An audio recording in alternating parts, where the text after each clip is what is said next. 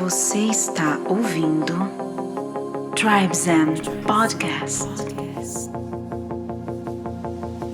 Salve, tribos! Estamos começando mais um Tribes Zen Podcast. Eu sou o Lucas Aldi. E eu sou a Solires Longo e sejam todos bem-vindos a mais esse portal para a expansão da consciência. E hoje temos um belo de um portal que eu estava aguardando há um bom tempo. Nossa, talvez um dos episódios mais importantes, na minha opinião. Sim. Eu tava aguardando esse momento, essa oportunidade. Eu tava aguardando esse momento e essa pessoa que finalmente está sentada aqui na cadeira do nosso estúdio. Juliano Posati, seja muito bem-vindo aqui para nosso podcast. Obrigado, casal. A alegria é toda minha de estar aqui com vocês. Gratidão. Poderíamos falar de muitos temas, porque, olha, o Juliano e o Círculo Escola, eu vejo que eles produzem mais conteúdo aberto do que eu consigo estudar. É impressionante a sua força de produção, de manifestação. Eu não imagino que a gente deixa de produzir. Nossa! Tem muita coisa, e muita coisa profunda, né? Isso que é o mais legal, assim. Dá pra aprofundar em vários temas. Então, assim, a gente é muito fã pelo trabalho do Círculo, pelo trabalho seu, assim. E aí pra gente é um presente, né, ter o Juliano aqui. A gente pulou o tema de tão emocionado que a gente tá, porque a gente poderia falar de várias coisas, mas hoje a gente vai falar sobre Jesus, o Cristo planetário, com informações, com uma abordagem que talvez você não tenha se conectado ainda. Fica ligado nesse episódio, porque eu acho que ele é de extrema importância, porque nós assistimos recentemente e estamos acompanhando, não acabamos ainda, o curso Yeshua, o Cristo Planetário Revelado lá no Círculo Escola. Recomendamos, tá lá no YouTube, gratuito, gente. Nosso conteúdo maravilhoso. Estamos na vibe do The Chosen também, tá uma febre, tá uma hype de Jesus, né? É verdade, Não ele é tá legal? no campo. Você acha que tá hypado Jesus? Acho que tá mais do que na hora, né? É? Talvez. Mas eu acho que um novo Jesus, né? Sim. Mas o tema novo olhar. tá em alta, né? Assim, eu sinto que se fala bastante dele atualmente. Talvez seja porque a nossa sociedade ela tá vivendo de muita artificialidade, né? De muita coisa produzida. Nós somos uma sociedade de autoprodução agora. Então todo mundo se produz. Todo mundo tem que estar bem. Todo mundo tem que estar lindo, sorrindo, maquiado, sem rugas. De férias em algum lugar chique. E a gente só coloca pra fora essa plástica, né? Essa... que é uma positividade meio tóxica, porque ela não é real. O ser humano não é só positivo, ele também é negativo. Ele não é só luz, ele também é sombra. E a sombra não é ruim, mas a gente está o tempo todo externando isso. Uma série como The Chosen, por exemplo, eu acho que ela tem uma função fantástica, que é de mostrar um Jesus humano. Muito faz legal. piada, que ri, né? Que faz briga de galo na beira do rio, né? Do Mar da Galileia. Total. Né? Que tira sarro do André, que ele não dança. Então eu acho que tem um aspecto humano ali que emergiu. Tem um aspecto humano ali que tá emergindo que é fantástico. Que é fantástico, né? Aproxima a gente, né, dele. Dentro da nossa própria egrégora aqui do Tribes Zen, as pessoas conectadas, a gente tem recebido muitas mensagens, muitos sinais e cerimônias e coisas que... Sabe, Jesus vai falando, né? Os mestres vão falando com a gente de diversas formas. E assim, tá no nosso coração no momento a gente falar disso. E eu convido todos aqui também a já conhecer o Círculo Escola, o trabalho do Juliano lá. A quantidade de material aberto que tem lá é mais do que uma universidade da consciência. É, assim, muito, muito, muito legal mesmo. Assim, eu sou muito grato pelo trabalho de vocês. Eu também. Para começar esse episódio, vamos fazer um brinde aqui. Brindezinho. Do nosso apoiador da Sátiva, cacauzinho sagrado aqui em Medicina, para aquecer nossos corações, abrir a nossa criatividade. Se você quiser conhecer os produtos da Sátiva também, é Sátiva, SATTVA, superalimentos.com.br. Que delícia. Muito bom, né? E também temos a natureza divina. Eles têm todo um arsenal de etnobotânicos, né? Que são as plantas sagradas, plantas medicinais. Eles têm também bastante sobre aromaterapia, defumação. Tudo que você imaginar dessa parte de bruxaria, assim, você vai encontrar no site deles. Inclusive os cogumelos mágicos. Eles têm muitas coisas boas lá. E se você quiser saber mais sobre os produtos e também os artigos, né? Que eles têm bastante informação também para trazer conhecimento para as pessoas sobre essas plantas. É naturesadivina.com.br. Muito legal. E na sua tela aí tem um QR Code, tem o links.tribezen, ou dentro do nosso Instagram também, no link da bio, você pode encontrar todos os movimentos que a gente está fazendo, eventos. Mas deixa um aviso. Tem alguns eventos que a gente só fala dentro do grupo do WhatsApp ou na nossa newsletter. Você pode se inscrever, né? A newsletter tem um link lá, por aí onde você preferir acessar. Agora, para entrar no nosso grupo, manda uma DM no Instagram. Tem uma galera muito legal, a gente faz movimentos lá, inclusive... A gente se encontrou com o pessoal no show do Sanguerte, assim, foi uma reunião maravilhosa da nossa tribo, não foi? Foi maravilhoso e só cresce, assim. Foi legal também porque a gente sorteou 4 ingressos pro show do Sanguerte lá no grupo. Então tem muita coisa que rola só lá e se você quiser ficar mais por dentro é só mandar mensagem pra gente. E ó, gratidão, beijo no coração por todo o carinho que a gente recebeu lá, as pessoas que chegaram na gente, trocaram ideia, foi muito legal. E alguns shows aqui em São Paulo, como o do Rajari, estaremos juntos de novo. Sim. Então se conecta, porque tem muita coisa boa acontecendo. Tem mesmo. Certo? Uhum. E aí agora estamos aqui para falar de um grande mestre, Jesus. Oh, maravilha! Você se sente confortável em trazer esse tópico nesse momento agora, Ju? Sempre. Sempre. E é o seguinte, assim, antes de mais nada, eu acho legal trazer essa consciência, né?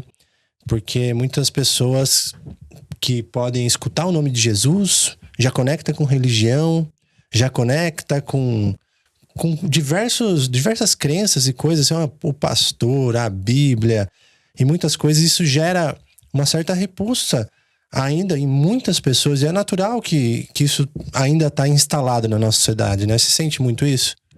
Ah, total. Até porque foi o caminho que eu fiz.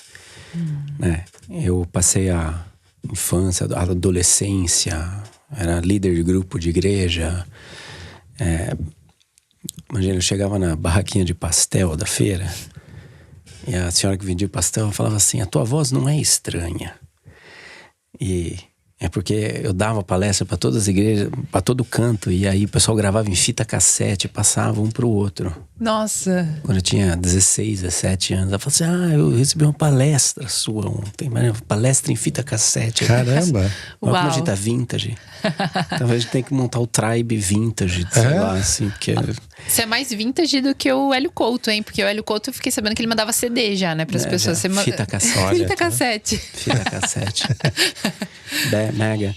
E assim, chega um momento em que todo mundo que conhece a espiritualidade numa instituição religiosa pode passar por isso. Que é encontrar a disparidade entre a proposta de propósito, de valor, de identidade e a proposta institucional, a instituição.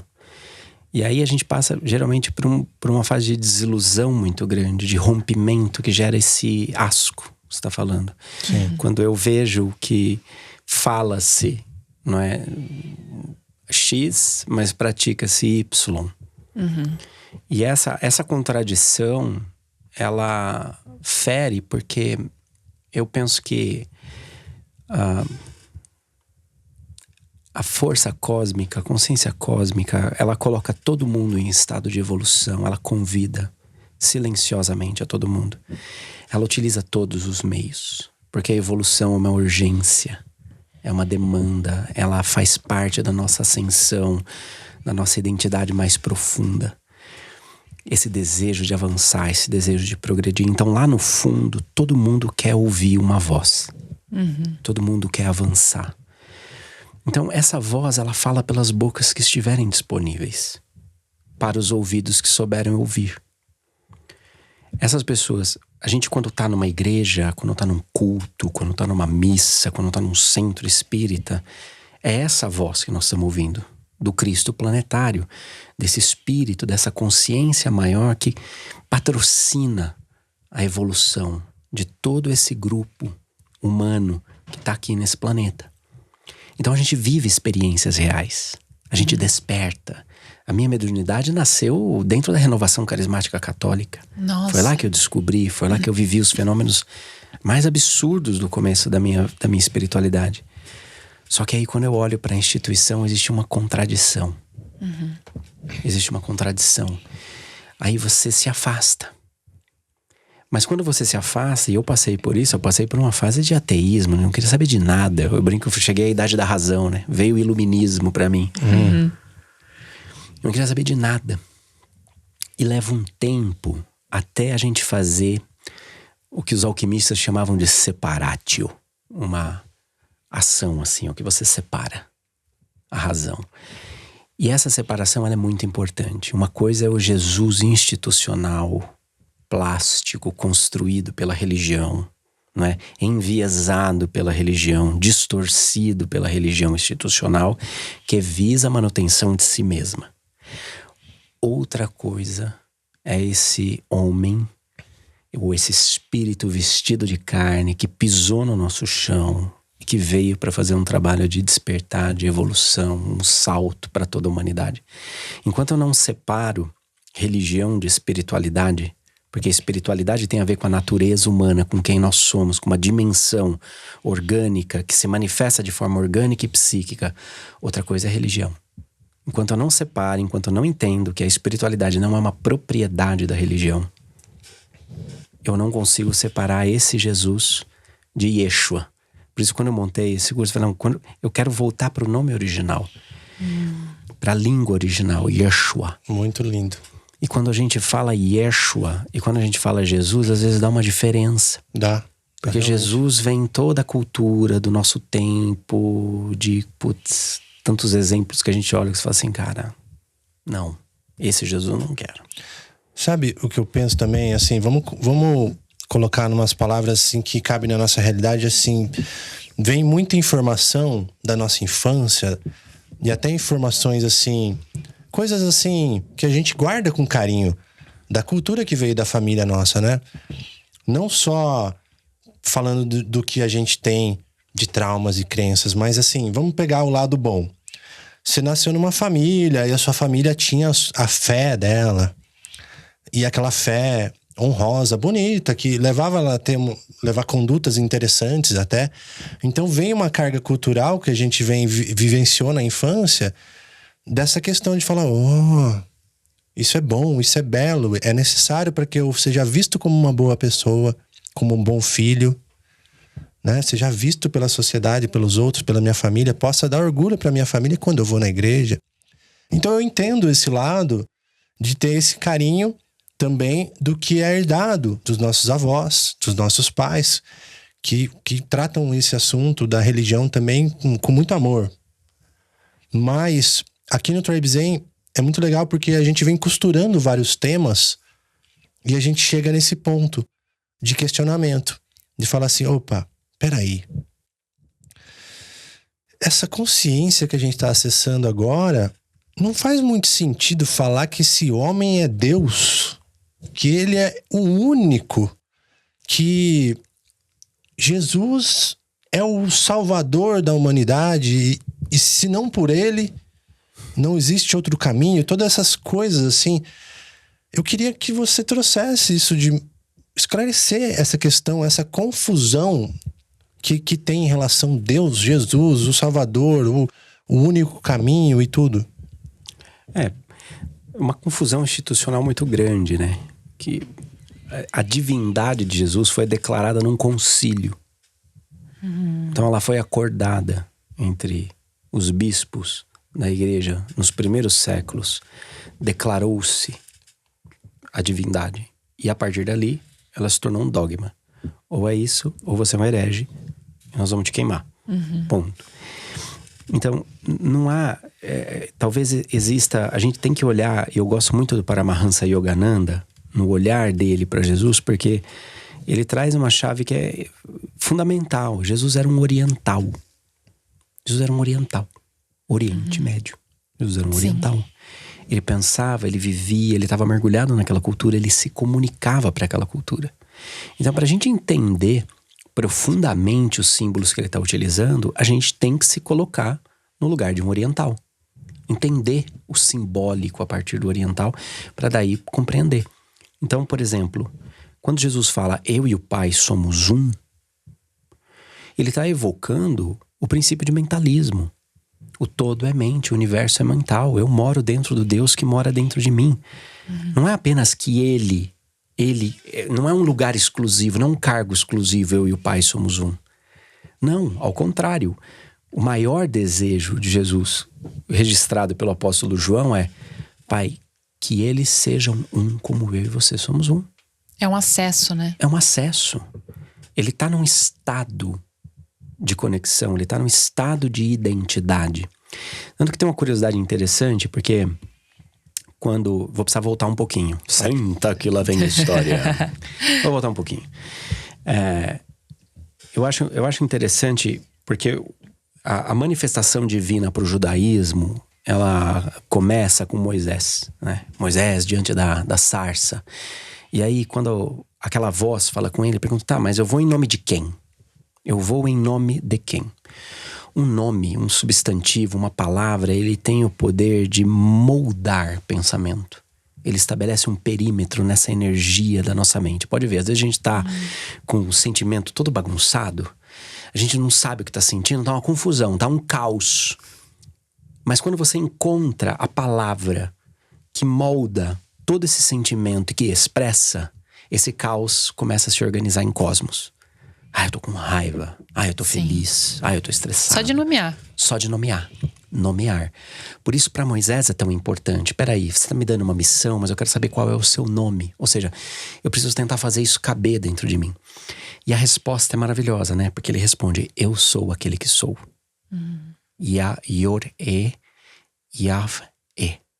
Yahweh, né?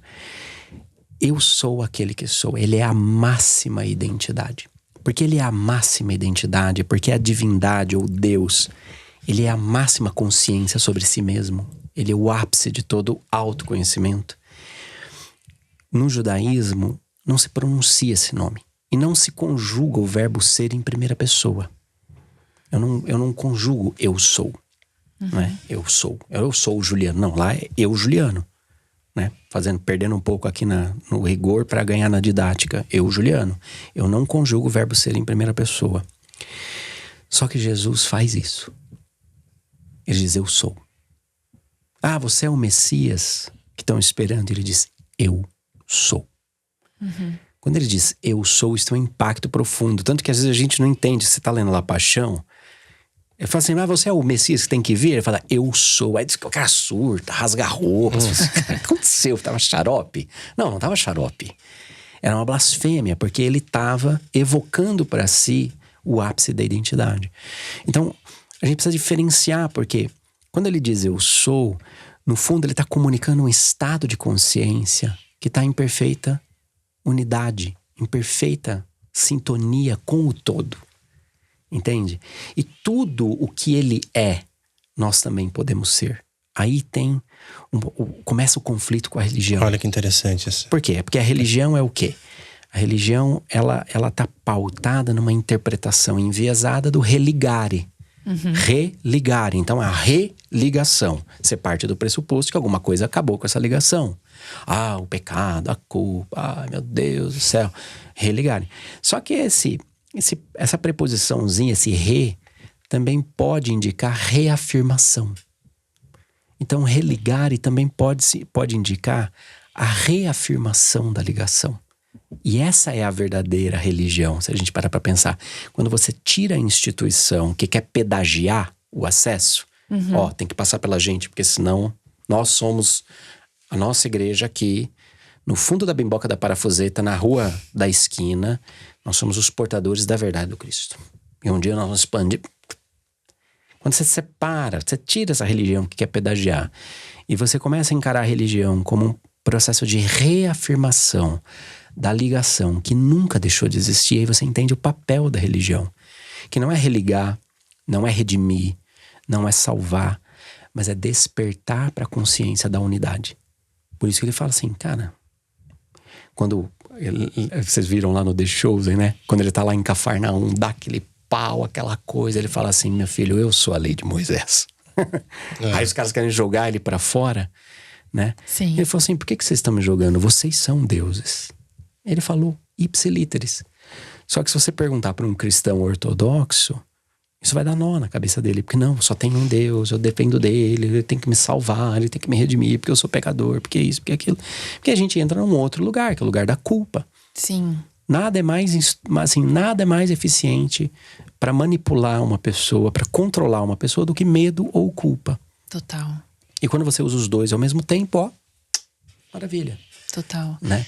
E se a gente parar para pensar nessa culpa também, e em relação com as crenças, por exemplo, na época das caças às bruxas, muita gente foi morta em nome de Cristo, né? Em nome de Jesus. Cruzadas. Sim, e aí imagina se muitas pessoas hoje em dia, né, vieram numa reencarnação e passaram por isso lá no passado e ainda tem essa memória registrada no DNA, provavelmente, de que aquele Cristo fez isso conosco. Então eu sinto que é uma ressignificação mesmo, da gente olhar para esse lugar e desconectar ele da religião, da instituição, né? Quando a gente pensa em cristianismo, talvez seja bom a gente voltar um pouco. Quando a gente terminou o curso de Yeshua, a gente fez um congresso só dedicado a todos os evangelhos gnósticos. Porque perto da década de 40, 50, em Qumran e também no Mar Morto, foram encontrados manuscritos muito antigos, com versões alternativas do evangelho. Versões de outros autores. E o que acontece? O cristianismo, quando ele emergiu, beleza, Jesus fez a parte dele, falou, PT, saudações, um dia a gente se vê, tô vazando. Começou o cristianismo. Vamos parar para pensar hoje e fazer um princípio de correspondência aqui. Quantas igrejas tem aqui só na João Dias? Nossa. Quantas denominações? Milhares. Tem milhares. Né? Tem mais de 3.000 denominações cristãs hoje no Brasil. Todas elas sendo as detentoras exclusivas da verdade. O que está acontecendo? Você tem vieses diferentes, interpretações diferentes, perspectivas, experiências diferentes. Por que no começo do cristianismo era diferente? Era exatamente igual. Você tinha o grupo que entendia que Jesus era Deus. Você tinha o grupo que entendia que Jesus era um profeta. Você tinha o grupo que entendia que Jesus era um mestre. Você tinha vários grupos, várias opiniões diferentes. E tudo isso estava acontecendo simultaneamente. Havia discussão, o que é, o que não é, bababá. A gente tem registro disso nos Atos dos Apóstolos, né? Pedro e Paulo tretando, aquela coisa toda. Mas num determinado ponto, um grupo começa a ter influência política no Império de Constantino. Que era justamente o grupo que defendia que só havia um Deus e que esse Deus era Jesus. E só poderia haver um Deus. E Constantino vê nessa história de um Deus uma oportunidade política. Porque o Império Romano estava dividido. Então ele lança o lema: um só Deus, um só governador, um só império. Né? Um só império, um só imperador. É um. E ele levanta essa bandeira. Quando ele oficializa essa vertente do cristianismo, todas as outras passam a ser hereges. Nossa. Então, o exército, a força militar do Império Romano, que antes perseguia todos os cristãos, agora estava na mão de um grupo de bispos com um viés, que era esse. Por isso, tudo é tratado como heresia. E esses pensadores, esses outros pensadores cristãos das escolas gnósticas, eles foram considerados hereges por muito tempo, até a década de 40 do século passado, quando esses manuscritos surgiram e a gente pôde olhar para aquilo que eles pensavam, não na condição de hereges, porque eles não sabiam que eles eram hereges, entendeu? Eles não estavam lá na porta de, bem-vindo aqui é a igreja cristã herege, aqui a gente só faz heresia. Não, eles foram classificados por alguém. Agora, tinha coisas interessantes, né? Porque, primeiro, quando surge esse viés, né, desse Jesus Deus, então surge também um negócio chamado tradição apostólica. Então era aquela coisa, olha, só os apóstolos viram ele ressuscitar, eles são a testemunha, então todo mundo que obedece, que segue esses apóstolos, está com ele. Quem não viu, não viu. Se você vai para o cristianismo gnóstico, ele fala assim, não, todo mundo pode ver Cristo ressuscitado. O Jesus que ressurge da morte. É uma experiência íntima, pessoal, mística. Então, quando eu falo isso, eu tô quebrando essa autoridade aqui. Entende? Não, ele não é Deus, ele é um caminho para Deus. Ele é um exemplo de sintonia. Todos nós somos. Quando eu falo isso, eu tô me rebelando contra a autoridade. Você percebe? Então entra todo um problema político aí que foi se costurando. Por exemplo, se você fosse dependendo da comunidade gnóstica que você ia, você não tinha um sacerdote, um padre, um bispo. Não. Imagina que a gente tá lá, então vamos fazer hoje a gente vai celebrar a ceia em memória de Jesus. A Sol vai celebrar a ceia, ela vai ser o ministro hoje, e hoje nós vamos ajudar ela. As mulheres eram ministras. Não, hoje o Lucas que vai ouvir a confissão, todo mundo aqui. O Lucas hoje vai ficar na posição de conselheiro. Que legal. Amanhã o Juliano vai fazer o batismo. Entendeu? Não tinha, o papel era fluido. Dependia da experiência, da maturidade. Era uma coisa muito mais anárquica. E ao mesmo tempo muito mais autônoma. Percebe? Só que essa vertente, ela não sobrevive diante da força, diante da padronização, né? Então esse grupo, ele cria um código, ele cria um dogma, ele cria um credo, fala assim, ó, tem que falar isso aqui, você tem que decorar isso aqui para ser batizado, aí você é católico. Entendeu? Cria-se uma coisa universal. Que, veja, teve a sua importância histórica também, porque a gente só tem o que a gente tem hoje do cristianismo porque essa corrente foi forte, aconteceu, teve seus prós e contras, etc e tal, mas de alguma forma isso se perpetuou. E aí, quando a humanidade chega num ponto de maturação importante, a outra vertente ressuscita. Sim. Vamos falar assim. Tá no plano, eu acho, né? Tá no plano, eu penso que sim. Tá no plano dessa era de Aquário, talvez. Sim. Talvez agora a gente esteja pronto para olhar para isso. Perfeito. Talvez, se isso tivesse emergido lá atrás, talvez tivesse se perdido. Entende? Você acha que teve uma função social, essa doutrina, que sem isso seria... Tem essa questão, né, que eu já escutei muitas pessoas falarem assim. Mas sem isso, a humanidade estaria muito mais caótica. Então, pelo menos tem uma ordem ali, algum medo, né, que traz uma certa ordem. Você acha que isso tem algum tipo de valor dentro da história da humanidade, ou realmente é um caminho aí complexo, desafiador? Cara, acho que a gente talvez possa resumir assim: a consciência, ela é uma manifestação histórica. Ela tá na história e ela tem uma história. E essa historicidade, ela constrói as coisas ao longo do tempo. Quando eu olho para 2000 anos, ou a 1500 anos, ou a 1000 anos, e eu julgo a consciência daquele tempo com a consciência que eu tenho hoje, isso é imoral. Perfeito. É imoral. Tudo é uma construção histórica. Então não dá pra dizer se foi ou se não foi. Foi como foi. E nós estamos aqui agora e a gente tem a oportunidade de olhar para isso, de refletir sobre isso. Mas a gente não tem o direito de julgar, de condenar nem os perseguidores, nem os perseguidos, porque a gente precisa ter um certo senso de misericórdia, de fraternidade, no sentido de eles fizeram o que eles deram conta. Entende? Exato. Agostinho de Hipona é genial em algumas questões e é catastrófico em outras. Mas era o que ele dava conta naquele momento. Entende? Na própria evolução do pensamento filosófico, por exemplo, uma coisa que a gente sempre vê é a tese. Então, alguém levanta com uma ideia. O que acontece logo em seguida? A antítese.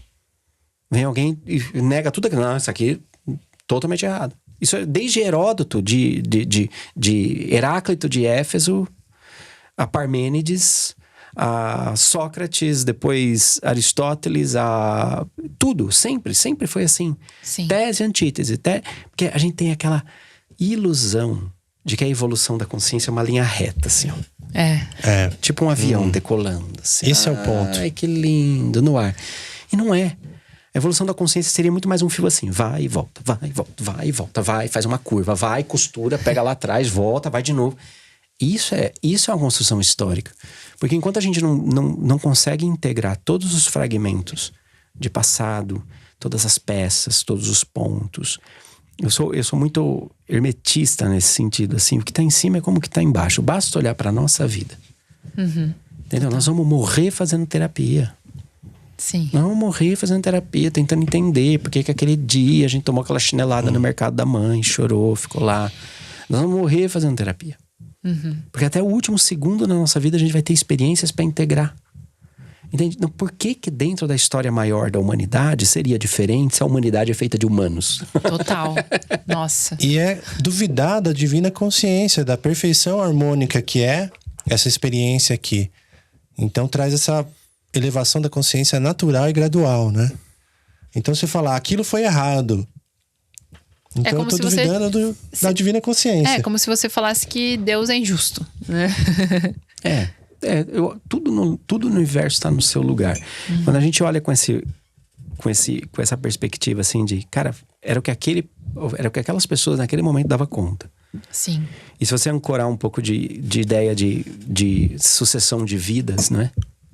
Da nossa consciência tendo várias experiências, provavelmente nós estamos discutindo aqui as coisas que nós próprios fizemos lá atrás. Entende? Num outro momento. É verdade. Total. Entende? Mas era o que as pessoas davam conta. Mas nisso, quando a gente olha assim a evolução, cara, o cristianismo trouxe muita evolução em muitos sentidos. Em muitos sentidos. A gente era muito mais bárbaro, né? A gente era bizarro. E a gente foi evoluindo, foi aprendendo. E talvez, para romper com aquela barbárie, a gente precisasse de força, de dogma e etc e tal. E talvez agora a gente tenha condições de começar a ser livres pensadores espiritualizados, de aderir isso num outro lugar. Sim. Né?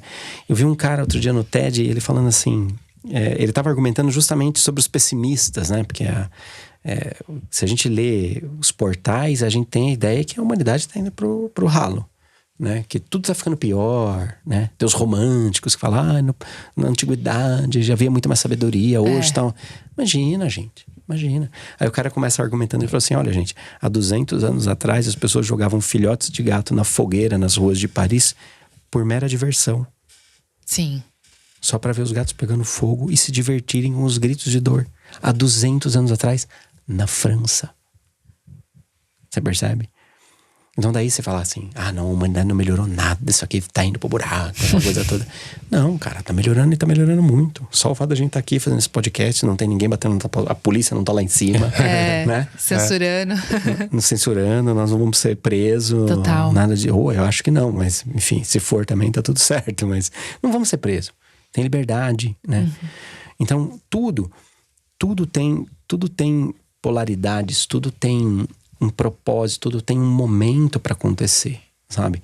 Então, quando eu olho pro passado, cara, claro, eu também não gosto de ser tapado, sabe? De olhar pra trás e romantizar tudo. Ai, tudo foi lindo, tudo foi maravilhoso. Não foi. Não foi. Teve sombra, teve luz. E, gente, vai ser sombra e luz por muito tempo. Sim. Por muito tempo. Assim como o processo de despertar da consciência também, às vezes tem pessoas que romantizam isso. E não, eu acho que é no momento que a gente mais acessa as sombras, porque você tá ali aberto, disposto a olhar para aquilo que você não quis integrar antes, né? Então, o próprio processo de despertar, eu sinto que tem essas ondas aí, igual você estava falando, né? De altos e baixos. O meditador surtado. Nós somos espiritualistas surtados. A gente tá super tribe zen aqui, mas tem um momento de tribe surto também. E é isso aí. Só que se a gente demoniza o surto, porque toda vez que a gente tem um colapso desse, tem uma explosão, uma sombra vem à tona, se a gente nega, se a gente se envergonha, se a gente sente culpa dela, a gente só tá atrasando o processo de conciliação. Mas ela cresce. Então, assim, explodiu, legal, ótimo, que bom. Tem problema? Ótimo, que bom. Porque know-how é construído em cima de problema. Ninguém que não teve problema construiu know-how, da mentoria, né? Outro dia veio um sujeito lá, nossa, porque só teve sucesso, sempre, tudo que ele fez deu muito certo. Eu falei, esse cara fazer mentoria com esse cara não me interessa. Eu quero gente que lascou, que deu a cara na parede, que caiu. Entendeu? Esse cara me interessa.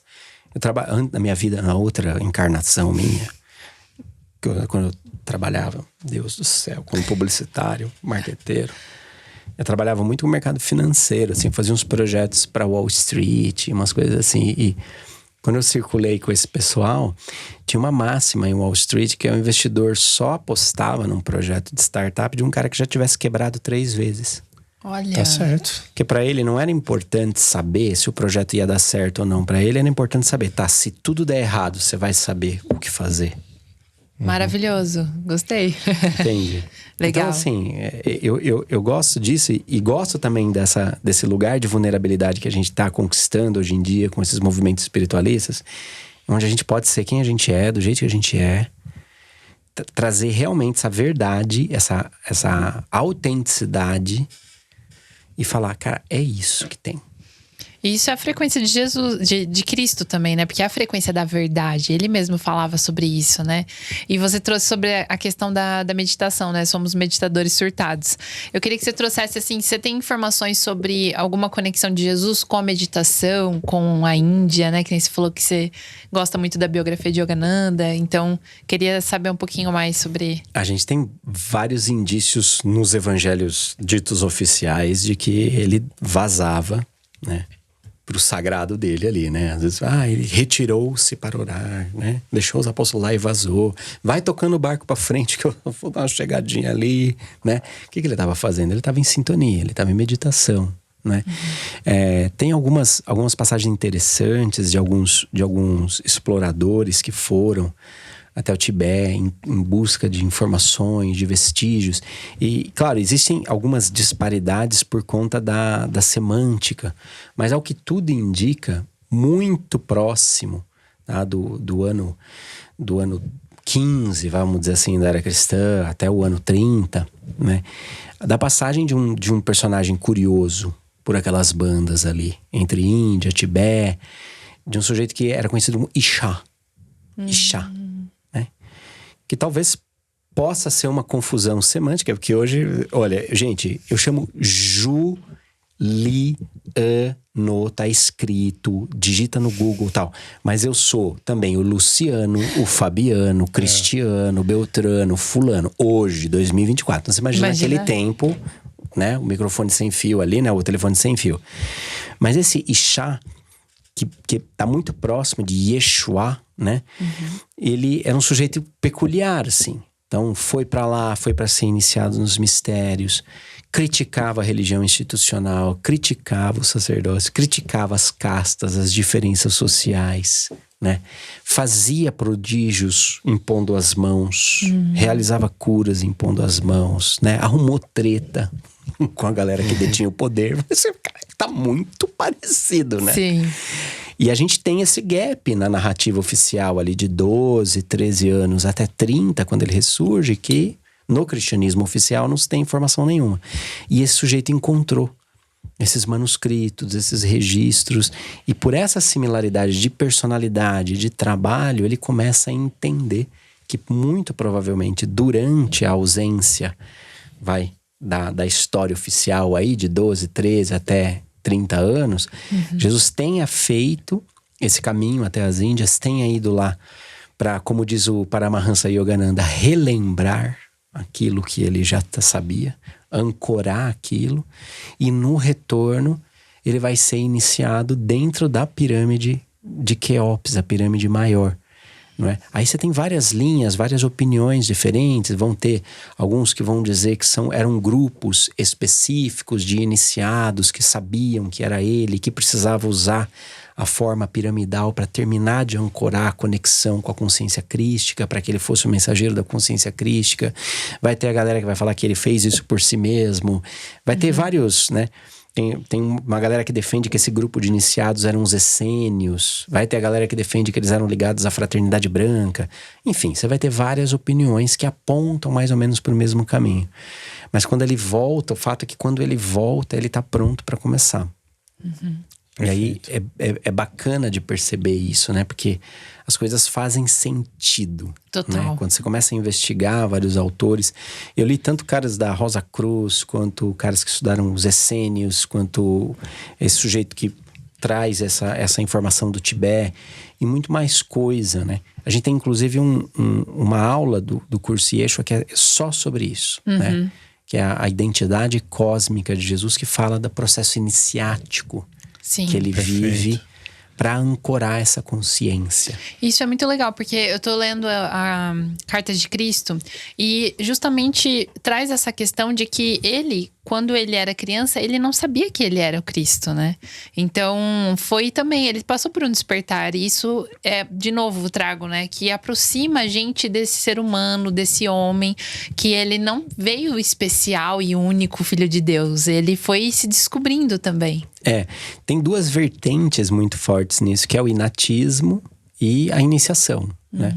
Então, o inatismo vai defender assim, não, Jesus já sabia quem ele era desde cedo. Aí tem uns textos assim, que ele brincando com os coleguinhas. O coleguinha fazia uma escultura de barro, e ele assoprava e dava vida para a escultura. Sabe, umas coisas assim, bem mitológicas.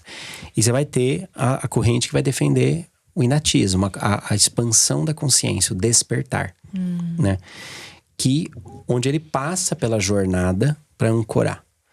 E essa vertente, que nem você falou, ela é muito mais útil, ela faz muito mais sentido pra gente, porque aproxima, né? Um professor que vem perfeito não serve pra nada, de novo.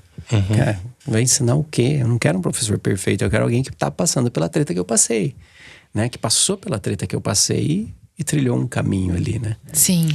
Eu queria que a gente pudesse deixar ainda mais ilustrado esse conceito que o você diretor fala. de arte não está satisfeito com a arte final ainda. Você trouxe um conceito, uma analogia muito boa da usina hidrelétrica em relação a Deus e essas devidas proporções, onde a gente conceitualiza Jesus, Deus e a nossa própria energia como ser humano.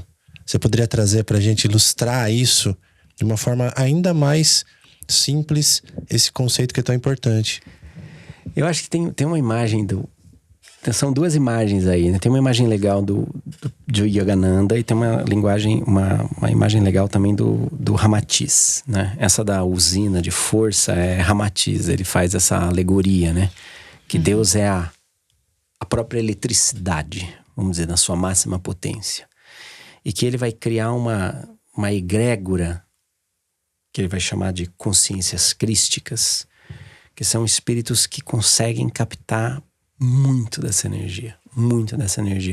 Mas seria o equivalente a gente tirar um cabo da usina da usina elétrica direto para nossa casa. A gente ia torrar a nossa casa.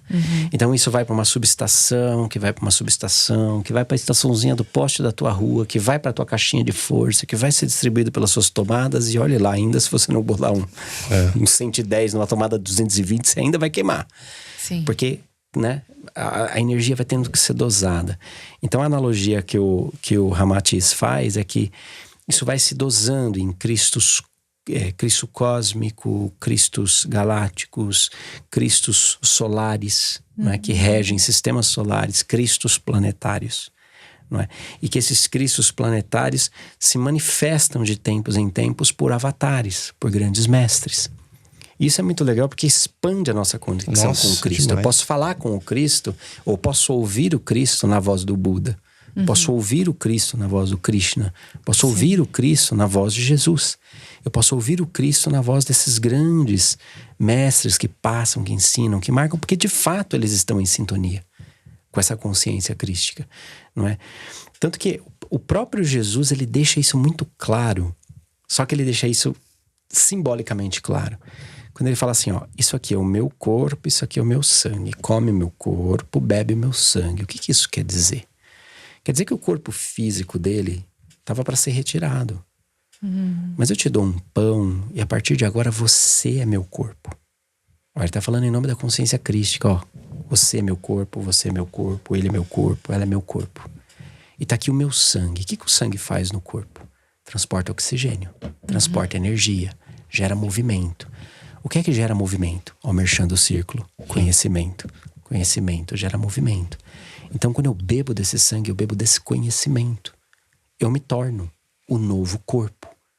Você percebe? Então, a ideia de Jesus, me parece, nunca foi fundar uma religião.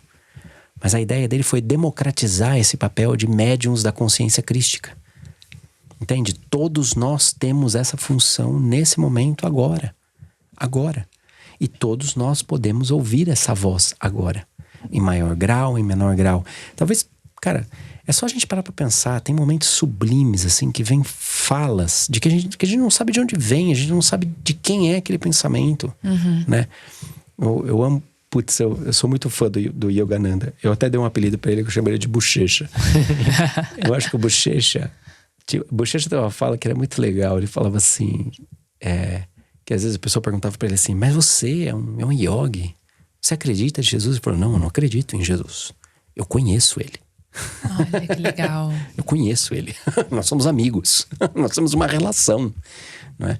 Porque em estados meditativos ele acessava, ele batia um papo com essa consciência, não é? Com essa consciência desse homem, desse espírito avançado que veio para canalizar de uma maneira plena, né, a consciência crística.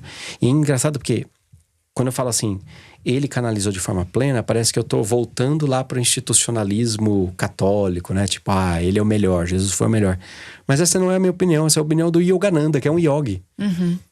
Né? Que veio da Índia, que tem toda a cultura do Krishna lá, que tem um equivalente muito forte de Jesus. Sim. Mas ele escreve isso literalmente nos livros dele. Ele fala assim, cara, pra mim, ninguém canalizou melhor a consciência crística do que Jesus. É isso que diferencia ele dos mestres? Talvez de seja... outros mestres. O Yogananda, ele justifica essa fala, né? Porque ele diz assim, olha, quando você leva uma causa, a causa do amor até as últimas consequências, pô, esse cara é digno de ser ouvido. Quando você leva até as últimas consequências e essas consequências são uma crucificação, como foi, da forma que foi, isso tem um valor ainda maior.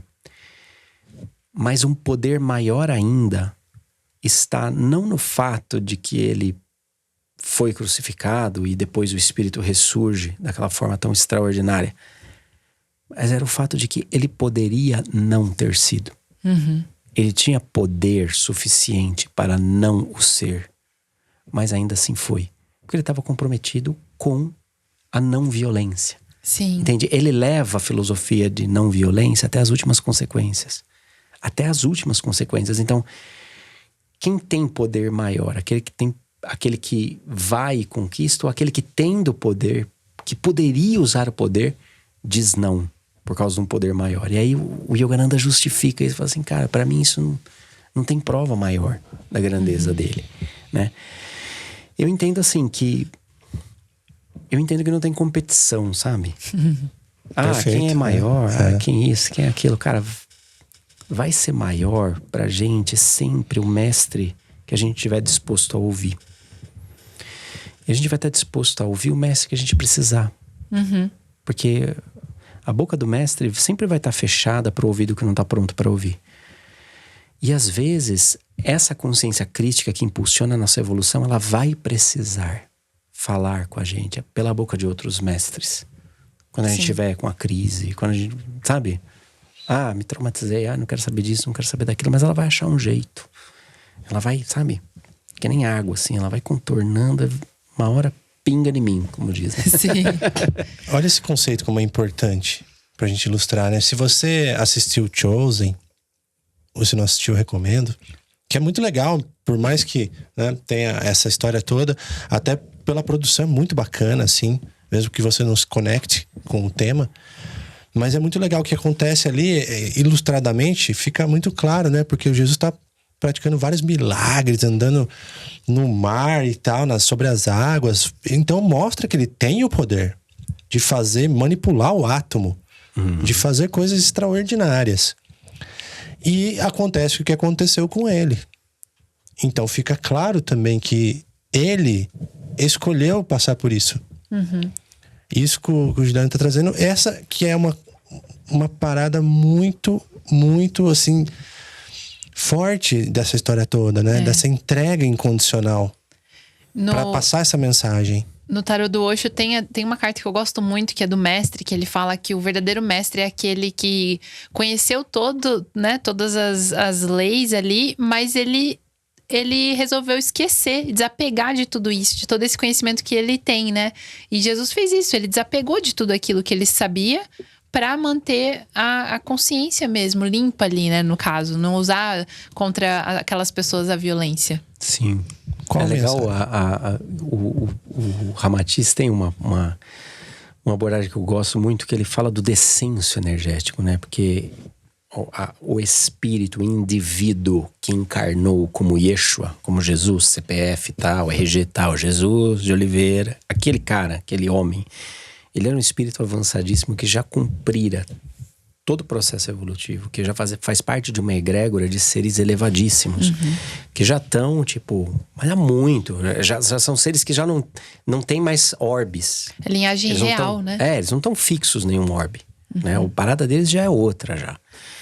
E é curioso porque ele diz, né, que no tempo terrestre leva 1000 anos para que esse espírito faça o seu descenso, como se ele fosse reduzindo a sua intensidade de luz como um dimmer, né? Para que novamente ele conseguisse chegar numa vibração que tivesse um attachment com a possibilidade de usar um corpo de carne. 1000 anos Nossa. de preparação. Até que ele consegue nascer.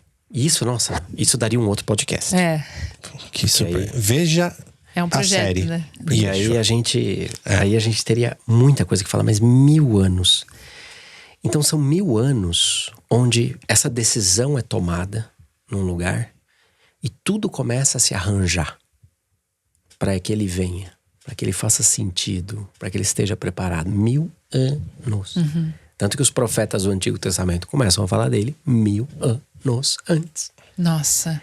Você percebe? Então é um projeto de larga escala. Por quê? Porque esse cara, esse espírito que vinha, ele precisaria ter condições de canalizar diretamente o nosso Cristo planetário. Entende? De dar voz para isso, de fazer um investimento energético, um investimento filosófico na humanidade para que ela pudesse dar um salto. E encontrar até mesmo uma família que fosse capaz de receber esse ser também, né?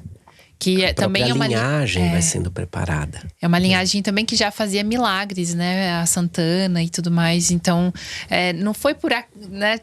Caiu numa família, uma virgem, a única virgem que concebeu Jesus, né? Que até essa questão de, ele ser filho de uma virgem faz com que a gente distancie também, né? De falar assim, não, isso é impossível pra gente, né? E essa coisa da virgindade entra toda uma discussão também sobre o feminino que tá encoberta aí, né? Porque a virgindade feminina, ela sempre foi mais valorizada, mais protegida do que a virgindade masculina. Então, se a gente voltar 50 anos atrás, né? A moça honrada tinha que casar virgem. Mas se o rapaz fosse pro bordel uma vezinha por mês, o pai tava ensinando o caminho, como ser homem. Você percebe? Ainda hoje, a gente tá tão ainda intoxicado por essa alienação que... Vou fazer um exercício aqui ao vivo, pode? Pode.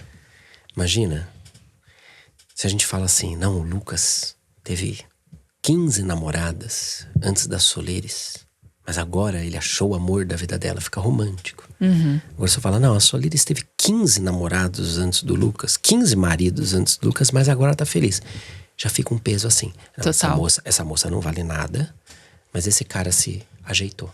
Tá vendo? Porque a gente deprecia o feminino. Por quê? Sim. Porque tem essa força do masculino, né? Desse masculino tóxico, desse patriarcado, que é o quê? Ah, não. A moça tem que casar virgem, porque é o único jeito de garantir que a linhagem, né, que ela vai parir é meu filho. Então, eu tô falando de transferência de capital. Nossa. Eu tô falando de posse. Então, quando eu exalto a Virgem Maria, eu tô exaltando todo esse conceito que é alienante, que é profundamente alienante, onde a mulher, ela é um objeto a serviço do homem. Ela é uma produtora de filho, ela é uma produtora de força de trabalho, ela é uma produtora de soldado, entende? Então eu sou dono dessa mulher, né? Tanto que tradicionalmente se dizia, então eu vos declaro marido e mulher. Ele é meu marido, ela é minha mulher. Nossa, minha mulher, né? Eu sou dono de uma mulher. Sim. Estranho isso, né? Estranho. Então essa ideia de virgindade, ela é muito distorcida, né? Porque Maria em nada é diminuída. Se a gente pensasse numa concepção normal, de José, né? Em nada ela é diminuída. Por que ela seria diminuída? Eu acho que aí ela é exaltada. Porque ela educou. José morreu cedo. Ela educou ele. Ela despertou ele. Ela ensinou. Vamos, quando a gente pensa assim, que Jesus canaliza o nosso logos planetário, a força da palavra, como diz João, o verbo se fez carne, ele é o logos, ele é a palavra. Você imagina uma mulher que ensinou o logos a falar. Sim. Cara, pra mim ela é muito maior, sob esse ponto de vista. Muito maior do que sendo a virgenzinha, Maria, que vai daqui pra um lado pro outro, etc e tal.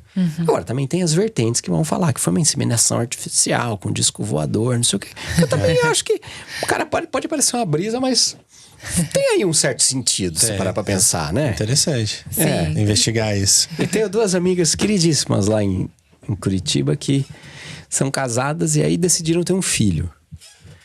E daí fizeram lá todo um procedimento de um doador de esperma na Europa. O óvulo de uma delas foi retirado, foi fecundado e foi colocado no útero da outra. Eu falei, nossa... E o meu sobrinho, que obviamente eu sou o tio, eu falo, gente, é um ser humano feito por 3 seres humanos. É verdade. Uau. Entende? Então, e eu falo assim, cara, toda vez que a tecnologia avançar para viabilizar o amor, ela tá no caminho certo. Viabilizou o amor, tá no caminho certo. Dane-se o resto. Total. Dane-se o resto. É lindo de ver, é lindo, é bacana. Então, se hoje a gente já consegue fazer isso, também não é. Também não é de se jogar fora essa teoria da inseminação artificial de Maria aí. Mas contanto que a gente não faça isso para resguardar essa ideia bem bizarra de virgindade feminina e não sei mais o que, toda essa opressão que existe ainda hoje sobre a mulher. Sim. Né? No sentido da mulher não poder ter o seu caminho, as suas experiências, etc. Dela ser diminuída socialmente diante disso por causa dessa ideia de conservação, né? E até mesmo essa questão, por exemplo, assim, de que um ser sagrado, ele não pode se relacionar. Como na história de Jesus falam muito sobre isso, né? Que ele foi, um cara solteirão até ser crucificado. E tem outras vertentes que falam que ele teve um relacionamento com Maria Madalena, né? Sim. E tá tudo bem também. Tudo bem, né? E aí, se teve? Não é problema nosso. Cuida da sua vida. Cuida do seu Tinder. Sabe assim? Cuida do seu Tinder. Né? E não diminui em nada. É exatamente isso. Não diminui em nada. Agora, claro, existe uma função de eu defender a versão onde ele é o solteirão. Porque aí eu imponho a solteirice para todo mundo que trabalha na minha organização. E aí eu imponho essa solteirice, eu tenho essa força de trabalho para a minha organização 24 horas por dia. Esse pessoal não tem que cuidar de filho. Você percebe? É um foco total. Foco total. Verdade. Foco total. Escravidão, né? Escravidão. E aí, galera, eu queria, assim, trazer esse papo pro nosso atual momento. Porque, assim, temos aí muita história, né? Eu tenho que assistir o Yeshua lá. Assista o The Chosen, leia vários livros. Porque Cartas de Cristo. o Juliano trouxe uma bibliografia gigantesca, com Nossa. várias vertentes das mais diversas. Curadoria né? magnífica. E ele cita uma coisa muito importante lá, né? Que não há uma verdade absoluta, né? Uma investigação, uma curadoria de entendendo aqui os fatos e trazendo uma síntese do que ele mesmo, como curador de todo esse conteúdo, trouxe uma opinião sobre isso. Então, é também um convite para quem nos escuta, nos vê, ou veja também esse material, que esteja aberto, porque não é uma verdade. Não é uma verdade. É apenas os fatos ali de uma curadoria, que é muito interessante a gente estudar para tirar nossas próprias conclusões. E aí, que interessante, né? Por que eu tô falando tudo isso? Porque quando a gente começou aqui nos nossos estudos e começou a olhar esse mestre com essa visão assim do homem mais próximo da gente, aquele que trouxe uma mensagem, que trouxe conhecimento, que deixou todos esses códigos aí disponível pra gente, esses exemplos maravilhosos, e que hoje a gente pode ter acesso e que me parece, nesse momento, que está muito presente. Essas informações estão muito presentes no nosso campo. Quanto mais a gente está se utilizando, mais acesso eu sinto desse código que esse mestre deixou. Então, nesse momento, como podemos utilizar essa sabedoria deixada por esse mestre aqui E que mensagem é essa, né? Assim, como que a gente pode sintetizar essa mensagem dele e como podemos utilizar essa sabedoria? Sintetizar, você pegou pesado. Aí pegou pesado, né? Pegou pesado. Eu fiz 40 aulas e achei que faltou coisa. É verdade. Sintetizar, você me pegou. Mas eu acho que praticar é mais simples. Né? Praticar é muito mais simples, porque a ética de Jesus é muito simples. É o amor como caminho da unidade, né? E a unidade como meta de evolução. Então, o que é evoluir? O que é expandir a consciência? O que é esse trabalho que a gente faz? O que a gente está buscando? A gente está buscando de volta a unidade. E a gente quer talvez a gente não vai alcançar a plenitude da unidade nesse momento, porque a gente está manifesto aqui no mundo físico. Mas a gente pode buscar o máximo possível dessa integração. E parece que a unidade, por lógica, ela só pode acontecer se houver atração, se houver união, se houver uma força que nos mova. Então é como se a força da gravidade, por exemplo, ela é uma expressão do amor na dimensão física material. Percebe? A força magnética, por exemplo, ela é uma expressão do amor. Me parece que o amor se manifesta em todas as dimensões de maneiras muito diferentes, mas existe uma analogia. Mas sempre o amor está gerando um movimento de integração. Todo o processo de cura que a gente vive é um processo de movimento do amor pró-unidade, pró-integração, né? Pró-inclusão. Quando todo mundo começa a fazer parte, cada vez mais, cada vez mais. Então, para mim é muito simples, né? Enquanto eu amo e eu trabalho pela unidade, onde todo mundo pertence, sendo quem é, né? Tendo a sua peculiaridade, tendo a sua individualidade, mas todo mundo tem um lugar. E daí eu acho fantástico e transcendente justamente esse símbolo do círculo. É um símbolo iniciático, tem um centro ali que ele não é visível. O centro do círculo ele não é visível, mas ele orienta todos os pontos ao redor, né? Ele organiza. Ele é um princípio que tá e não tá ali. Você sabe que ele tá ali porque a forma do círculo é perfeita, porque todos os pontos são equidistantes daquele centro. Mas se você olhar para o centro, você não vê nada. Por que você não vê nada? Não existe. Se aquilo que está manifesto está mostrando que há, não é? Então o amor é essa força que tá e não tá, que precisa de pontos equidistantes desse centro espiritual para se manifestar. É tão simples quanto isso. Então, Teresa de Ávila falava: ame, ame, ame e erre se puder, né? Erre se puder. Quando a gente fizer esse movimento de amor e de unidade, onde todo mundo possa pertencer, eu acho que a gente tá chegando mais perto da mensagem dele, sabe? E eu sinto também de trazer esse poder da fé, no sentido de estar aberto a sentir, a ter essa conexão de crer, para que essa conexão aconteça. Não é ver para crer, né? É crer para sentir, crer para ver. Sim. Porque essa é uma mensagem que veio para mim, assim, de falar assim: peraí, eu não preciso ver para crer, eu preciso estar aberto, estar cada vez mais sensível. Como que eu fico cada vez mais sensível? É cuidando do nosso templo, nos abrindo para essas experiências aqui, né? Nos aceitando como somos, nos colocando no nosso lugar, aprendendo, errando, vivendo e tirando as camadas, né? Nos descobrindo, a gente vai tirando essas camadas, vai ficando mais sensível, vai escutando mais oportunidade para se conectar, né? Sim, eu sinto que para se conectar com a mensagem dele, esses dias estudando, né, toda essa temática e vários sinais vindo, me veio muito forte de que muita gente fala sobre seguir Jesus, né? Muitas religiões falam sobre isso, que a gente tem que seguir Jesus Cristo, né? E para mim veio muito forte de que não é seguir, é realmente encontrar, é despertar essa mesma consciência dentro de você, é encontrar, reencontrar com essa força que tá dentro da gente, né? Porque ele falava em nome da consciência crística quando ele falou isso, né?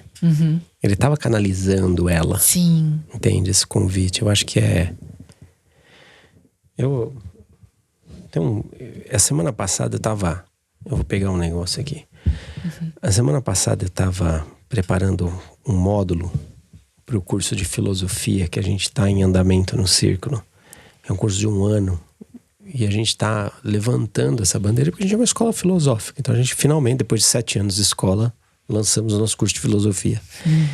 Eu estava preparando um módulo de conhecimento que me pegou de surpresa. Tinha tido retiro, um monte de coisa. Tava quebrado, assim, parecia que um trator tinha passado em cima de mim. Lá no Círculo a gente tem uma pirâmide grande de cobre, faceada. E eu falei, cara, acho que hoje eu vou precisar montar esse módulo. Eu precisava estudar páginas e páginas. Eu falei, eu vou montar esse módulo lá na pirâmide. E aí, enquanto eu construo conhecimento, a pirâmide vai reconstruir minha coluna, que eu tô quebrado. Aí fiquei de bruço, fiquei lá e tal. E eu gosto de estudar com música. Porque música pra mim é um... Eu não preciso de cogumelo, ayahuasca, cara, eu não preciso de nada disso. Eu preciso de um fone de ouvido. Eu tô no mesmo estado. Eu fiz as experiências, né? Eu fiz consagração de ayahuasca. Eu falei assim, tá, mas é isso aqui? Eu falei, caraca, eu sou mais louco do que eu pensava. Isso aqui é o que eu vivo das 8 às 18. Né? Só preciso de um fone de ouvido.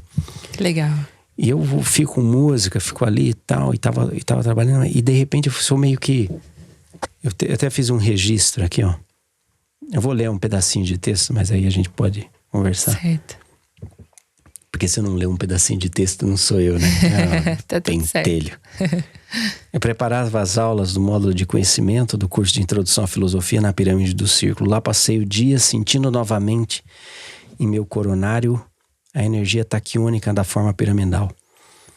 Eu sou atraído ao meu mundo interior e fecho os olhos. Sabe quando você tem esse convite que te desnorteia e se você não fecha o olho parece que você vai cair, né? Fecho os olhos. Vejo a figura de um homem semita, de barbas e cabelos longos, envolto em uma luz laranja que lembrava labaredas. Saúdo surpreso. Ao me olhar nos olhos, ele disse: menos palavras, mais ação. A ação confere à palavra a sua impressão magnética. Todo gesto é expressão do verbo. Manifesta e dá forma à elevada inspiração. Eu sou o verbo, o dínamo da criação. Eu sou o conhecimento, o movimento e a transformação. Essas palavras foram bizarras assim pra mim, porque eu passei muito tempo atordoado, ainda tô. Porque conhecimento, movimento e transformação são os pilares filosóficos da escola, né? Um lema que eu achei que eu tivesse criado. E quando eu ouvi isso na voz de alguém, que não sei quem era, mas quando eu ouvi isso, eu falei, cara, que aquilo mexeu comigo. Né? Mas mexeu comigo não porque eu sou especial. Mexeu comigo de me fazer entender que todos nós trabalhamos por esse verbo. Todo gesto é uma expressão do verbo com V maiúsculo. Todo gesto. Toda tribo. Toda escola, todo empreendedor, toda pessoa que desperta, toda pessoa que surta, fecha o computador, sai do mundo corporativo, toda pessoa que fica no mundo corporativo e fala, cara, eu tenho que brilhar aqui dentro. Todo gesto é a expressão do verbo. Então quando ele diz, eu sou o conhecimento, o movimento e a transformação, né? Me lembrou muito o evangelho de Tomé, que diferente dos outros, né? Jesus fala, eu sou o caminho, a verdade e a vida. E para Tomé ele fala, eu sou o conhecimento da verdade. É diferente, né? E é interessante porque, em última instância, a verdade é o amor. Sim. A verdade é o conhecimento da verdade, é o conhecimento do amor. O movimento da verdade é o movimento do amor. A transformação da verdade é a transformação do amor. Total. Então quando a gente consegue sintonizar com isso, e essa mensagem mexeu muito comigo nesse sentido, de perceber que não existe um movimento de bem sobre o planeta Terra que não seja um movimento desse verbo, desse ser, dessa força crística que está convidando todo mundo para a próxima fase do videogame. E que a gente precisa passar, né? Passar de Pra fase. chegar lá. Total. Me veio muito. Eu fiquei assim, pensando aqui, porque esses dias eu acessei uma informação muito parecida que estava falando sobre o que continha dentro do coração de Jesus, porque muita gente fala sobre ser um coração cristalino, né? Um coração muito especial. E aí fala que dentro do coração de Jesus tem fé, sabedoria e amor incondicional.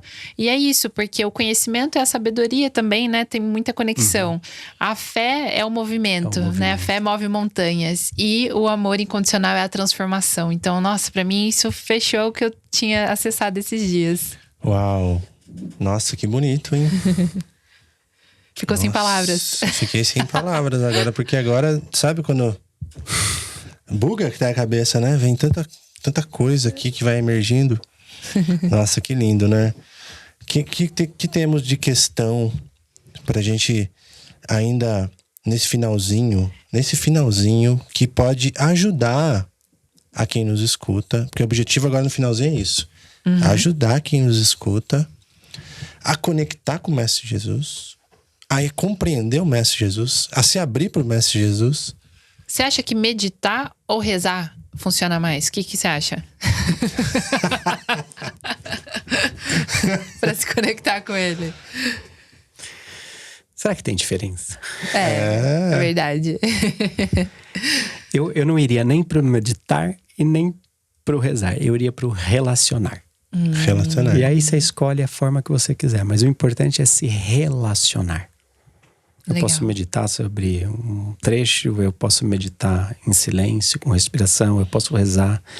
Mas o se relacionar eu acho que é o mais importante. Construir uma relação com ele, né? Eu vejo assim...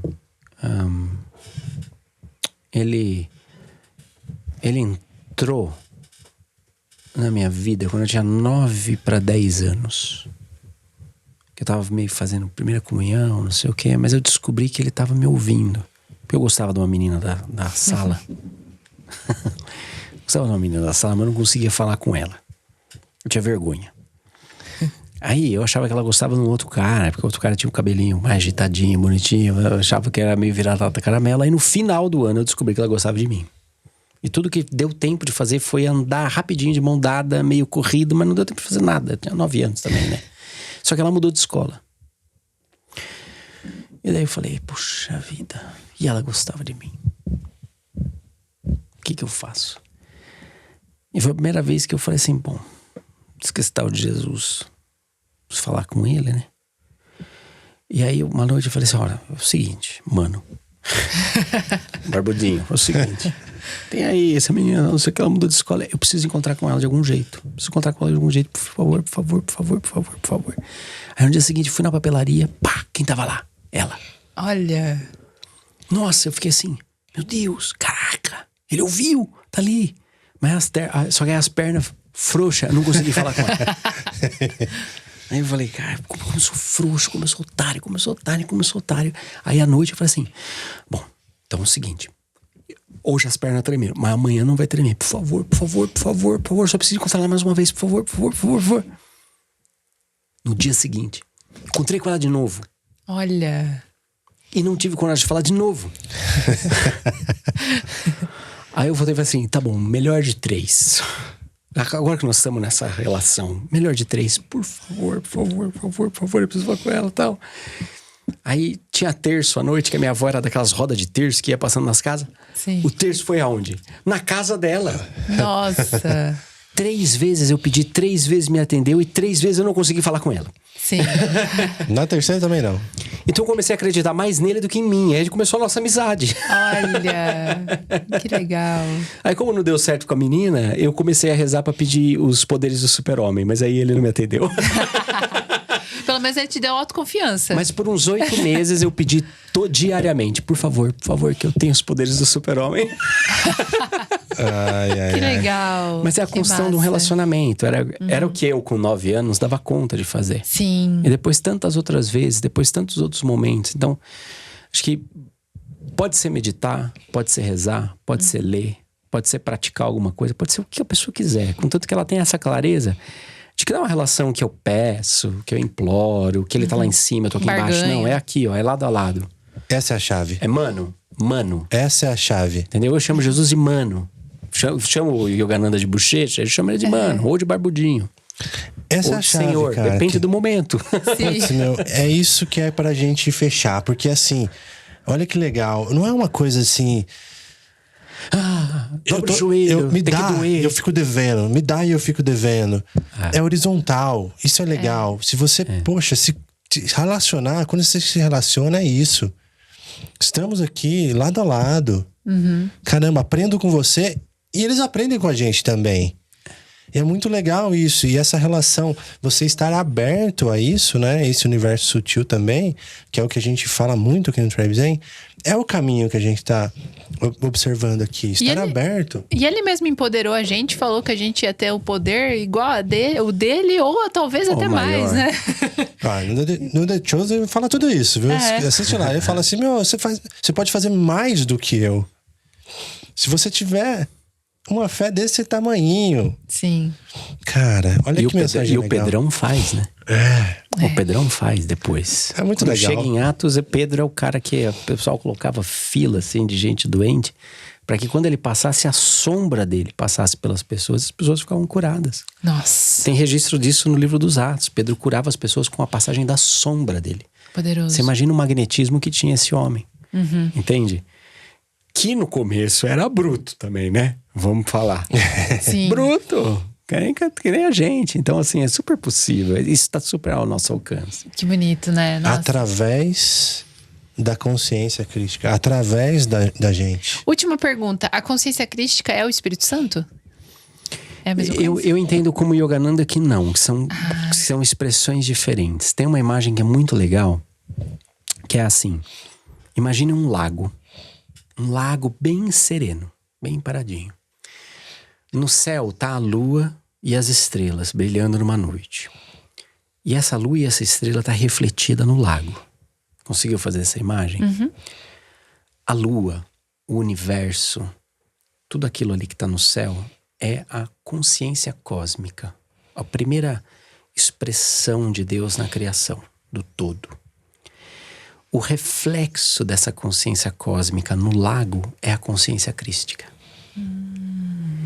Então, porque aquela consciência cósmica, ela está na criação, mas ela não resume a criação. Do mesmo jeito que o reflexo da lua está inteiro no lago, mas a lua não está no lago. A lua não é a totalidade do universo, mas o universo está total ali, dá para você ver. Mas ela não é o universo. Então, a consciência crística é esse reflexo. A água do lago é a vibração sagrada de Om. É a base do universo, a matéria substancial do universo. Ou o Espírito Santo. Nós somos templos do Espírito Santo. Quem somos nós nessa alegoria? Nós somos tacinhas, canequinhas, feitas da água daquele lago. Pensa numas canequinhas assim, feitas da água daquele lago, cheia daquela água, que reflete também, cada um do seu jeito, aquela imagem da lua, aquela imagem da consciência cósmica. Ou seja, nós temos a consciência crística em nós. Na nossa individualidade, no nosso jeito de ser. E a grande ilusão talvez seja a gente pensar que essa caneca, ela é feita de vidro, ela nos separe daquela água. Quando na verdade ela é feita de gelo, daquela mesma água. E um dia ela vai se diluir naquilo tudo. Essa é uma imagem que é muito legal, que tá no curso Yeshua, ilustradinha. Ai, que demais. Nossa, amei. Parabéns, olha. Adorei. O mestre das analogias, cara. Você é muito bom É nisso. muito bom mesmo. É muito bom pensar no Espírito Santo ou na vibração de Om como o ingrediente básico do universo. Entende? Nós somos feitos do Espírito Santo, não é? Hoje, cadê o Espírito Santo? Sim. Não, nós somos feitos disso. Essa é a matéria básica do universo.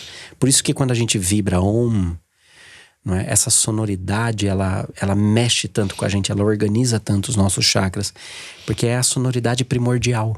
Né? É a sonoridade da voz de Deus, é o primeiro ato da criação, Deus disse, faça-se.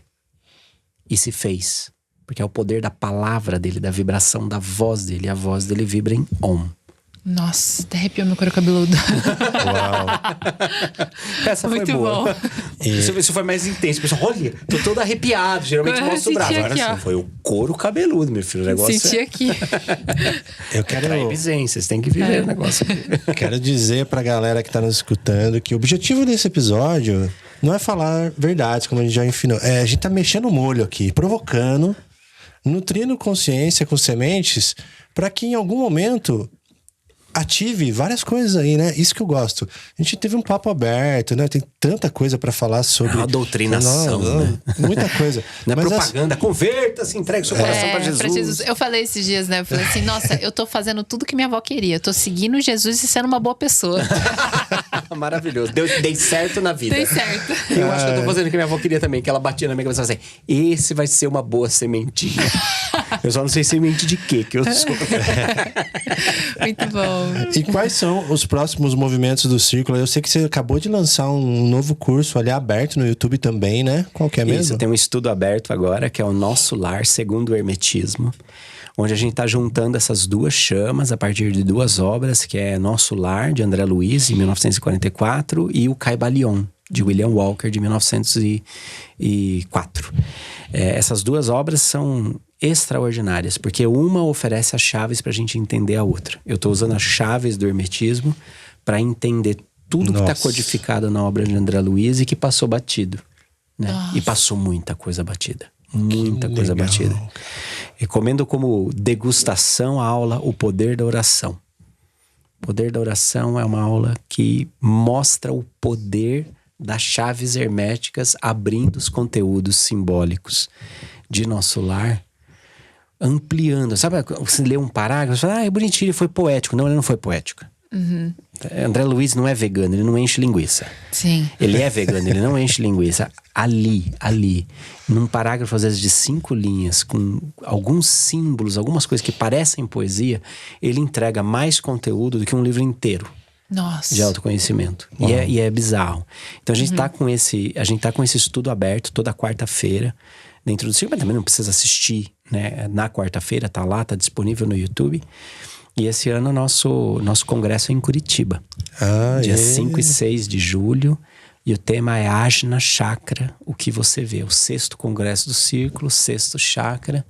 E a gente vai falar muito sobre esse poder que a gente tem de ver, né? De ver além.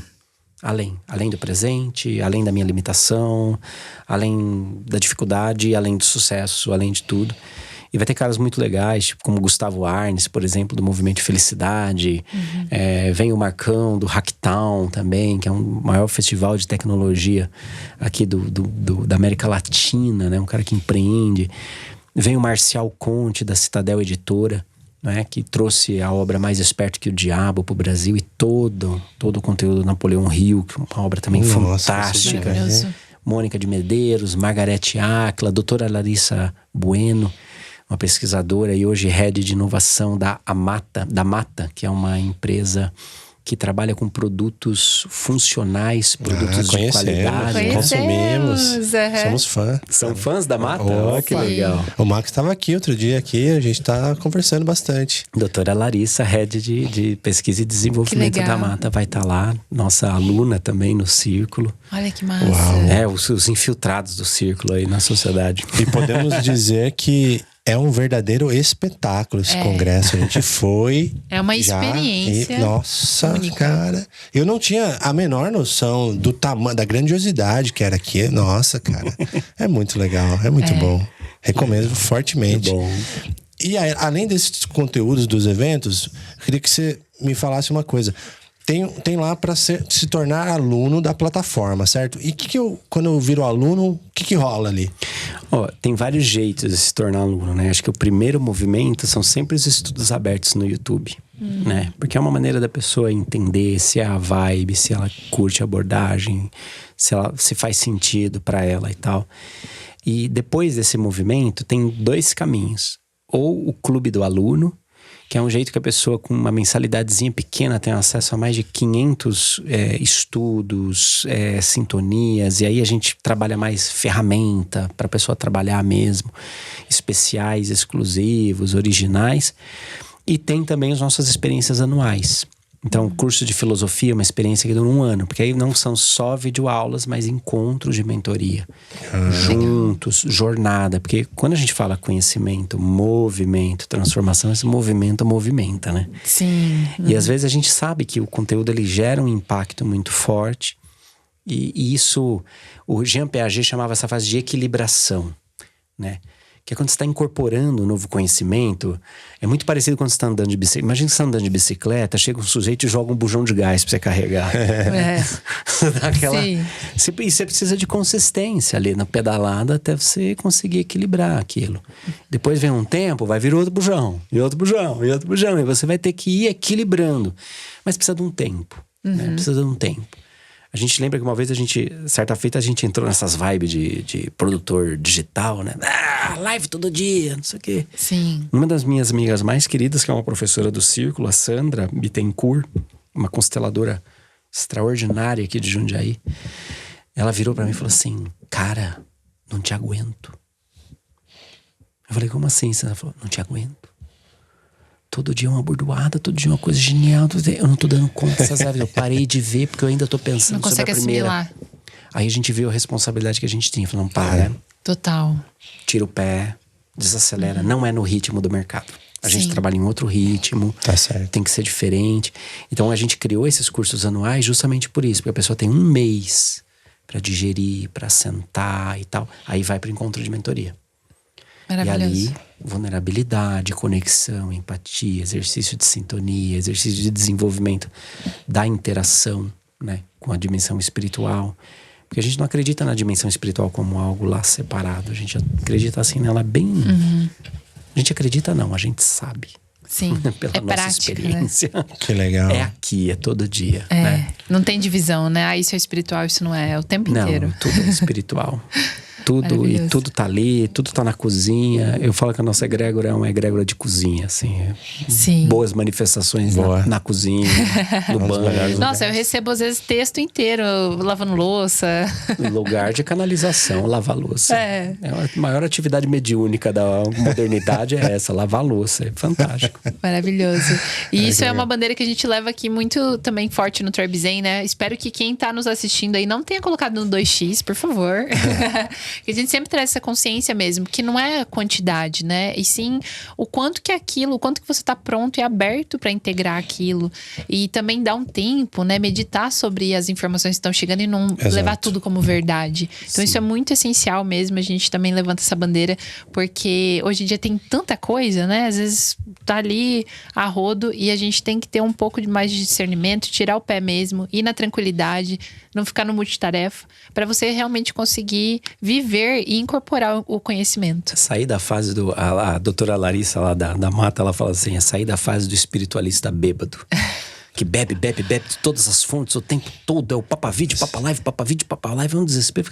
Criatura, respira. Gostei disso. Respira. Não dá pra ser espiritualista. Eu já fui bêbada. Todo mundo. Eu também. Filho. Não, é assim que começa. Na verdade, eu tenho meus porres ainda. Mas meus porres, eu prefiro porre de livro. Eu prefiro porre de livro. Mas a gente tem essa fase. Mas realmente, tem hora que você precisa parar. Sim. Falar, cara, deixa eu ver como é que é. Deixa eu ver como é que eu pego o equilíbrio nesse bujão aqui. Porque senão eu vou cair. Então, pessoal, acessa @Círculo Escola e o site também é circuloescola.com.br. circuloescola.com ou .com.br, os dois chegam lá. O @Círculo Escola tá lá no Instagram e o @Juliano Posati também tá lá no Instagram, mas acho que vai estar marcado na Juliano live. ou Fabiano ou O Cristiano, qualquer uma dessas pessoas. ele tem Ou uns todos 5 eles clones. juntos num só ser, né? Tenho certeza que você tem uns 5 clones, cara. Não é possível. É verdade, o Juliano é meio onipresente, assim, né? É tipo Felipe Espério também, a gente sempre fala. Tá em todos os lugares ao mesmo tempo. Não, o Felipe é muito mais do que eu. O Felipe, eu ainda vou abrir o freezer de casa e ele vai estar lá tocando. Pode ser que a qualquer hora dessas ele apareça. Eu falo assim, o que você tá fazendo aqui, mano? Total. Muito bom, gente. Quem estiver nos assistindo, marca a gente aí também nos stories, @TribeZen. Compartilha. Deixa os comentários também no YouTube, que a gente ama ver os comentários. Fala aí pra gente se também você foi já um espiritualista bêbado. Hashtag eu fui, né? Sim, e também qual que é a sua conexão, a sua forma de conectar com Jesus aí, Jesus Cristo, a consciência crística, Cristo planetário. E a gente se vê no próximo episódio. Gratidão. Gratidão, pessoal. Gratidão. Tchau, tchau. Gratidão, Salve pra Jesus. Juliano. Gratidão. Muito bom.